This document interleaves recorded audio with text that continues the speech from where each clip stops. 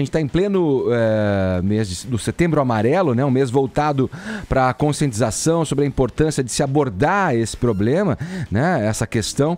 E agora no domingo, dia 10, teremos o Dia Mundial de Prevenção do Suicídio.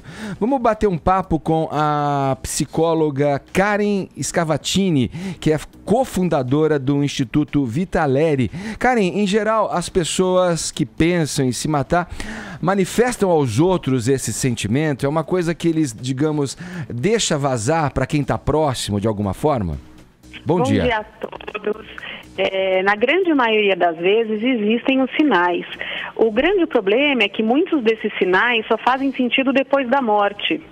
Então eles não são sinais tão claros, mas a grande maioria dá esses sinais sim, que podem ser sinais verbais, como frases: eu quero me matar, eu quero morrer, eu não aguento mais, logo eu vou acabar com tudo, vocês não vão mais sentir minha falta, eu não sou mais quem eu era. Então, assim, tem vários sinais verbais que as pessoas dão, e como até a gente tem aquele grande mito, né, que vai falar que cão que ladra não morde, que quem fala não faz, as pessoas muitas vezes não acreditam nessas comunicações e nesses sinais dados. Sim, e o que muitas vezes resulta na tragédia, porque se esses sinais são detectados, se você se aproxima e aborda o tema e procura com habilidade, é difícil ter habilidade muitas vezes, né, numa situação como essa, mas você poderia evitar, né, no caso de uma conversa mais franca, do afeto, do carinho ali para quem está precisando e dando esses sinais aí, que eu acho que muitas vezes eles podem até nem ser tão sutis, aí, como a senhora colocou, mas existe uma tendência a gente, as pessoas familiares, a não acreditar, né, de que isso pode acontecer mesmo. É colocar no lugar da pessoa quando você não está passando, né? Imaginar que alguém possa chegar a esse ponto se você não está ali no mesmo lugar que a pessoa. E aí eu te pergunto, Karen, como é que a gente pode ajudar e se a gente pode ou precisa mesmo de uma ajuda profissional aí? Olha, todo mundo pode prevenir suicídio. Só que tem uma grande diferença entre conseguir prevenir e prever. E isso as pessoas confundem, né? A gente pode prevenir, mas a gente não consegue prever quem, quando e como vai cometer o suicídio. Quando a gente desconfia, a primeira coisa é ter uma conversa franca e empática com essa pessoa. Não é uma conversa com julgamento. É uma conversa querendo ouvir o que a pessoa tem a dizer e aí sim, na maioria das vezes, procurar uma ajuda especializada, seja de um psiquiatra, de um psicólogo ou de ambos, o que é recomendado na maioria dos casos. Karen, bom dia, é o Vinícius. Bom dia. Por que o suicídio atinge tanto esse meio artístico?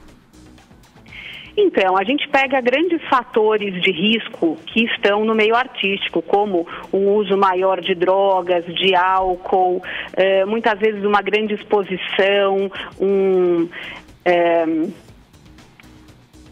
isso vão ser fatores que vão influenciar. Nunca tem um fator único, tá? A gente nunca pode pensar numa causa direta, uma causa única, e sim fatores. E aí, no caso dos artistas, essa exposição e todo esse acesso a essa vida de álcool e drogas, além de, claro, a gente ouve muitas histórias de abusos gerais, também vão influenciar isso.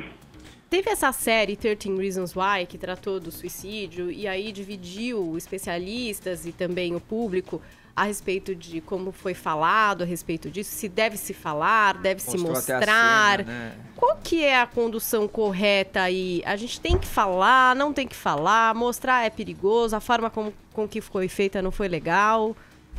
Olha, a gente tem que falar sim, porque enquanto a gente continuar levando o suicídio como um assunto tabu, ele só tende a aumentar. Fato que tem acontecido aí nos últimos anos, principalmente no Brasil.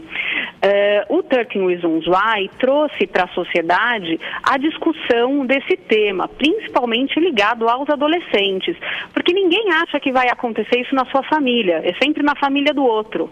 Então, as pessoas não prestam atenção nessa questão da prevenção do suicídio.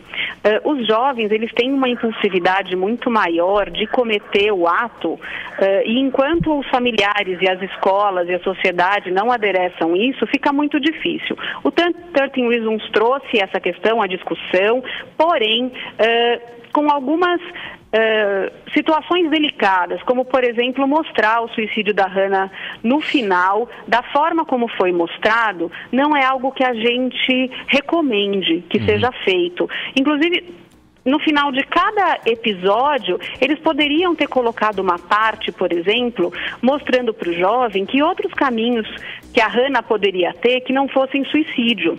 Porque ele induz o jovem a imaginar que a única saída que a Hannah tinha era o suicídio, e a gente sabe que não é bem assim.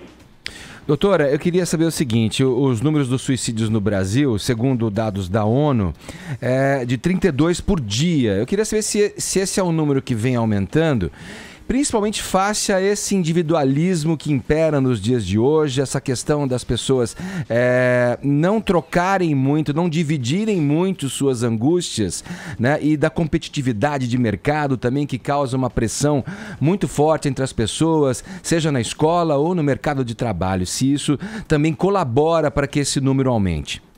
Com certeza, todas essas pressões e essa individualidade têm colaborado com o aumento desses números. Os números têm crescido, eles têm crescido não só na população, principalmente do Brasil, que a gente tem a população de maior índice, que são os idosos, mas também um crescimento grande na população de crianças e adolescentes. Como nós não temos políticas públicas que deem conta dessa questão, a gente imagina ainda que esses números vão aumentar muito. E imagina-se também que esses números são de 30% a 40% maiores do que os notificados. Sim. Então a gente está falando aí de muita gente, né? Com certeza, os fatores sociais que nos envolvem hoje têm influenciado tudo isso. Como eu falei, né, não é um fator, não é uma culpa, são fatores sociais, culturais, biológicos, econômicos, psicológicos, né, que vão fazer com que alguém pense e cometa o suicídio. Doutora, eu estou aqui em minhas mãos com o livro Suicídio Precisamos Falar Sobre, no qual a senhora participa como colaboradora na concepção desse trabalho, e tem alguns cartazes, né, que tratam desse tema. A senhora falou agora das políticas públicas, né, com relação ao tema. O que pode ser melhorado e de que forma isso pode ser melhorado e de que forma isso tem que partir de um governo para que esse número aí, de alguma maneira, paralise ou se reduza, né, na questão dos suicídios?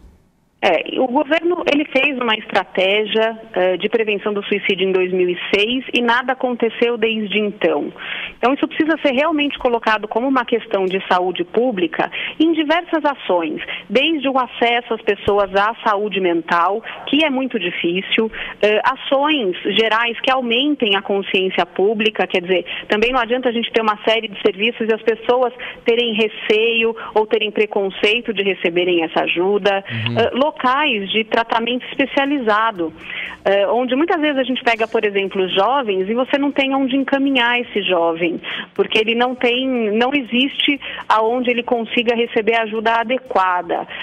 Grupos de continuidade de ajuda, então pessoas que tentaram, do que a gente chama também de sobreviventes, porque a gente pega as pessoas enlutadas pelo suicídio, e aí vão ser de 5 a 10 a 50 pessoas extremamente impactadas, que vão também ter um risco maior de cometerem suicídio após perderem alguém querido para o suicídio.